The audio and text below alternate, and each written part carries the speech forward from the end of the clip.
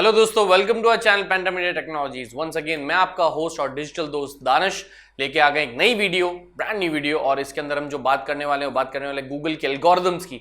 क्या होता है गूगल एल्गोरिदम्स, किस तरीके से काम करती है, क्या होता है इसका यूजेज एसईओ के अंदर, चलिए जानते हैं इस वीडियो में।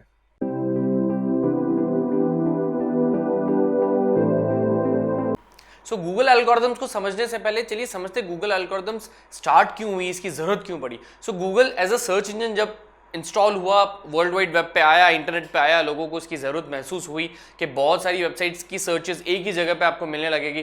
तो गूगल को भी एक ज़रूरत महसूस हुई कि किस तरीके से इन वेबसाइट्स को इवैल्यूएट किया जाए, इनका आकलन कैसे किया जाए, किन फैक्टर्स पे इनको रेट दिया जाए ताकि पता पड़े कि कौन सी वेबसाइट पे कौन सा कंटेंट अच्छा है, कौन सी वेबसाइट पे कौन सा कंटेंट बुरा है। इसके लिए गूगल ने बहुत इनिशियल लेवल पे अपनी एल्गोरिदम्स को लॉन्च करा था वे बैक इन 2000, सन 2000। तो वहां पे जाने के बाद हुआ क्या दोस्तों कि जो गूगल की नई नई लेटेस्ट एल्गोरिथम्स आने लगी, वहां पे सिर्फ इतना सा रहता था कि ठीक है आपके पास क्या कंटेंट है क्या नहीं कंटेंट है, खाली उतना सा इवैल्यूएशन होता था और आपकी वेबसाइट को रैंक कर दिया जाता था। बिकॉज गूगल भी as a search engine evolve हो रहा था और बहुत नई चीजें धीरे धीरे करके गूगल के ऊपर आ रही थी। बट अगर मैं आज की बात करूं तो गूगल ऑलमोस्ट 22 ईयर्स से अब एग्जिस्टेंस में है और इतनी ज्यादा वेबसाइट्स अब गूगल के ऊपर लिस्ट हो चुकी हैं। इनफैक्ट अब गूगल हमारी डेली लाइफ का एक बहुत इंटीग्रल पार्ट बन गया है। तो गूगल के एल्गोरिथम्स को भी as number of websites are increasing, उसको भी थोड़ा स्ट्रांग होना पड़ेगा। स्ट्रांग क्यों होना पड़ेगा? क्योंकि अब एक ही कंटेंट के लिए 1 करोड़ वेबसाइट्स हैं। तो किस तरीके से पता पड़ेगा कि कौन सी वेबसाइट बेटर है कौन सी नहीं है।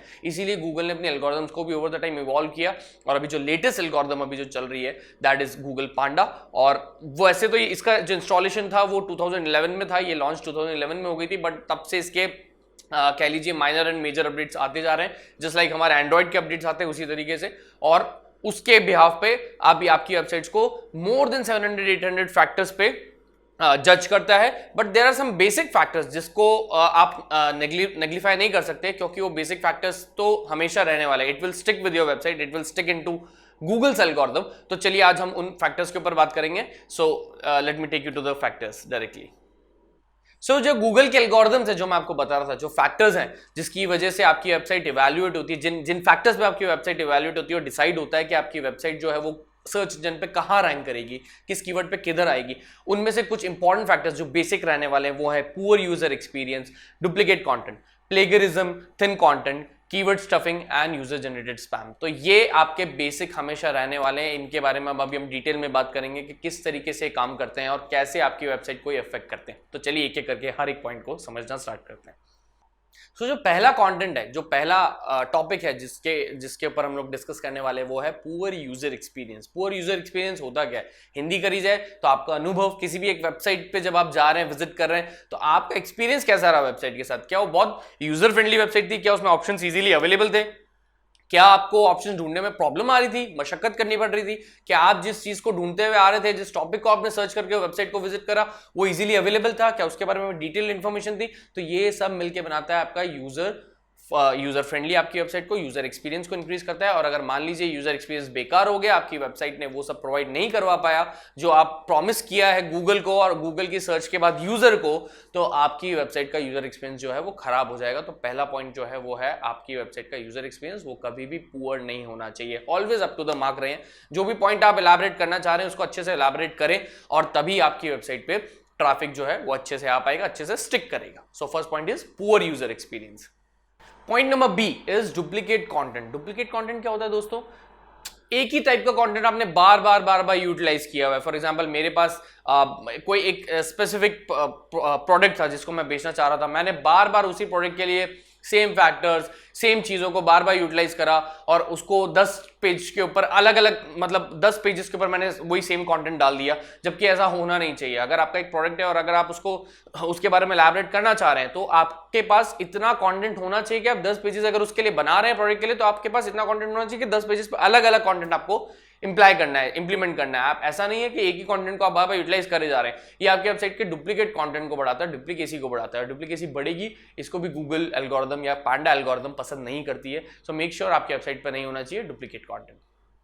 तीसरा सी पॉइंट है प्लेगरिज्म। प्लेगरिज्म क्या होता है? बड़ा इंटरेस्टिंग वर्ड है। प्लेगरिज्म का मतलब होता है कॉपीड कंटेंट। कॉपीड कंटेंट यानी देखिए इंटरनेट बहुत बड़ा है और यहाँ पे आप एक टॉपिक जस्ट सोचेंगे और लोगों ने ऑलरेडी उस पर काम कर रखा होगा, ऑलरेडी उसको बना रखा होगा, उसके ऊपर कुछ ना कुछ कंटेंट ऑलरेडी आपको मिल जाएगा वर्ल्ड वाइड वेब के ऊपर। तो जरूरी नहीं है, देखिए किसी भी एक टॉपिक को लेकर के कुछ चीजें सिमिलर रह सकती है। फॉर एग्जांपल अगर मैं बोलूं कोई एक पर्टिकुलर प्रोडक्ट हो गया, उसकी स्पेसिफिकेशंस क्या हैं, तो वो तो सेम ही रहने वाली है, भले ही वो वेबसाइट ए पे रहे या वेबसाइट बी पे रहे।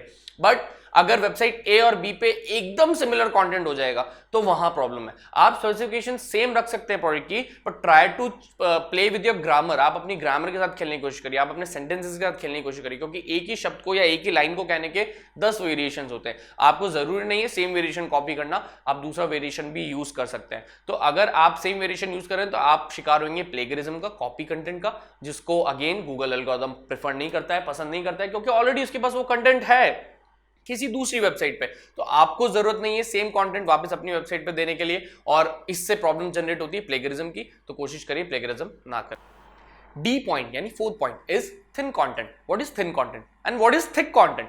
तो थिक कंटेंट कितना मोटा, कितना इन डेप्थ आपका कंटेंट है। और थिन कंटेंट कई लोग क्या करते हैं कि मेरली 50 to 100 वर्ड्स में अपना पूरा कंटेंट क्रिएट कर देते हैं, उसके अंदर बहुत रैशनलाइज तरीके से अपनी बात को कह देते हैं। तो आपको वैसा नहीं करना है। थिन कंटेंट बनाने के पीछे लोगों का मोटिव ये होता है कि कम कंटेंट में हम ज्यादा पेजेस डेवलप कर लेंगे, बट एक्चुअली वो उनको उल्टा हार्म करता है, क्योंकि थिन कंटेंट से गूगल को एक इंटीमेशन जाता है कि आपकी वेबसाइट जिस टॉपिक को कवर कर रही है उसको बहुत एलैबोरेटली इन डेप्थ नहीं समझा पा रही है, क्योंकि 50-100 वर्ड्स में कौन क्या समझ पाता है। तो इसीलिए आपको नहीं करना है थिन कंटेंट अपनी वेबसाइट पे, अपनी वेबसाइट के पेजेस पे। कोशिश करिए एलैबोरेट करें, कोशिश करिए 700-800 वर्ड्स का कंटेंट आप हर एक पेज पे रखने की कोशिश करिए।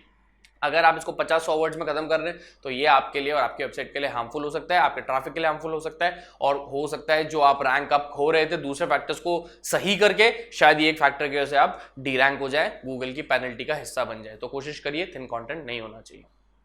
Fifth point that is keyword stuffing. So keyword stuffing होता क्या है? हम जब भी कोई एक कीवर्ड के लिए हमारे पेज को ऑप्टिमाइज करते हैं, 1 या 2 या 3 कीवर्ड्स के लिए जब हम हमारे पेज को ऑप्टिमाइज करते हैं, हम कोशिश करते हैं हर बार वो कीवर्ड कहीं ना कहीं रिपीट होना चाहिए। बट इस रिपीटेशन में हम ये भूल जाते हैं कि हमने स्टफिंग को कब ओवर स्टफिंग में तब्दील कर दिया, हमने खुद ही ध्यान नहीं दिया। तो आपको स्टफिंग करनी है, बट वो ओवर स्टफिंग नहीं जानी चाहिए। फॉर एग्जांपल अगर मैं आपसे बोलूं कि कीवर्ड कितनी बार होना चाहिए, तो it's a ratio of your complete जो कंटेंट है आपका। लेट्स से अगर आपका कंटेंट 1000 वर्ड्स का, तो 2 to 4% should be your keyword to text ratio, जहां पे आपका कीवर्ड का जो पार्ट रहता है वो 2 to 4% रहता है। तो आपको कोशिश करनी है 2 से 4% के अंदर आप अपनी बात को कह दें, और कोशिश करिए कि उससे ज्यादा नहीं जाए, क्योंकि फिर अब वो आ जाता है ओवर स्टफिंग में। So keyword stuffing should be proper, should be up to the mark. And last point 6 point that is user generated spam. होता क्या है दोस्तों, हमने ब्लॉग तैयार करा, हमने आर्टिकल तैयार करा, हम बहुत सारी चीजें कर रहे हैं वेबसाइट के ऊपर, बट फाइनली होता क्या है जाकर के कि दूसरे लोग आते हैं और उसके ऊपर आपको स्पैमिंग करने लग जाते हैं, अपने लिंक्स ड्रॉप करने लग जाते हैं, कमेंट सेक्शन में लिंक्स ड्रॉप करने लग जाते हैं, बहुत सारे फालतू कमेंट्स आपको देने लग जाते हैं। उनका मोटिव होता ही है कि वो आपसे लिंक बैक लिंक जनरेट करना चाहते हैं, बट बेसिकली आपकी वेबसाइट को भी हार्म कर रहा है अगर आप ऐसे कमेंट्स को रिमूव नहीं कर रहे हैं तो। या फिर आपने कोई ऐसा पोर्टल दे रखा है जहां पे यूजर आके अपनी बात कह पा रहा है आपकी वेबसाइट पे, तो आपको स्पेशली उसका भी ध्यान रखना है, वहां पे स्पैमिंग नहीं होनी चाहिए। स्पैमिंग से एक यूजर की स्पैमिंग से आपका दूसरा यूजर इरिटेट हो सकता है, और इसकी इरिटेशन आगे भी फैल सकती है दूसरे लोगों में, और हो सकता है वो शायद आपकी वेबसाइट को वापस विजिट ना करे, और गूगल को एक हिंट जाता है कि लोग अब कम प्रेफर कर रहे हैं आपकी वेबसाइट को विजिट करने के लिए, क्योंकि वहां पे दूसरे कुछ यूजर्स हैं जो आपके वेबसाइट पे जो है फालतू लिंक्स वगैरह जनरेट कर रहे हैं, डेवलप कर रहे हैं, पोस्ट कर रहे हैं। तो आपने एक कहावत सुनी होगी हिंदी में काफी अच्छी, एक मछली पूरे तालाब को गंदा कर सकती है। So that can happen with you too. यहाँ पे बस स्टोरी इतनी चाहिए कि वो मछली आप नहीं है, वो मछली कोई भी दूसरा यूजर हो सकता है जो आपकी वेबसाइट पे आकर के वो बैड लिंक्स जनरेट करे, जिसकी वजह से आपकी वेबसाइट को सफर करना पड़ सकता है गूगल एल्गोरिथम के अकॉर्डिंग। सो आपको ध्यान रखना है यूजर जनरेटेड स्पैम आपकी वेबसाइट पे नहीं होना चाहिए। तो आते हैं इस वीडियो के लास्ट पॉइंट पे, दैट इज कंक्लूजन। हमने सीखा क्या इस पूरे वीडियो के दौरान? हमने ये सीखा कि बहुत छोटे शब्दों में कि गूगल एल्गोरिथम काम कैसे करता है, होता क्या है, कौन से वो बेसिक फैक्टर्स, जैसे मैंने आपसे कहा गूगल की एल्गोरिथम कभी भी 600 से 700 800 फैक्टर्स पे आपकी वेबसाइट को रैंक करती है, पर ये कुछ कॉमन फैक्टर्स जो हमेशा सेम रहने वाले। तो यहाँ पे हमको ये समझ में आ रहा है कि 700-800 फैक्टर्स में से कुछ ऐसे चुनिंदा फैक्टर्स कौन से जिनका मुझे हमेशा हर एल्गोरिथम में ध्यान रखना है, और आपको अगर आपने इन फैक्टर्स का ध्यान रखा आपकी वेबसाइट के ऊपर हमेशा के लिए, तो लेट इट भी, कुछ भी अपडेट निकलने दीजिए गूगल एल्गोरिदम का, आपके वेबसाइट को ज्यादा हार्म नहीं होगा, ज्यादा इफेक्ट नहीं करेगा, क्योंकि आप you are sticking to the basics. आपने जो बेसिक फैक्टर थे उसको बहुत अच्छे से स्टिक करके रखा और आपने कोशिश किया कि आपकी वेबसाइट पे फालतू कंटेंट ना हो। जो चीज आप यूजर को प्रमोट कर रहे हैं वही चीज आप अपनी वेबसाइट पे भी दे पा रहे हैं यूजर को, ताकि यूजर भी खुशी खुशी आपके कंटेंट को पढ़ रहा है और आप इससे आपका बढ़ रहा है ड्वेल टाइम।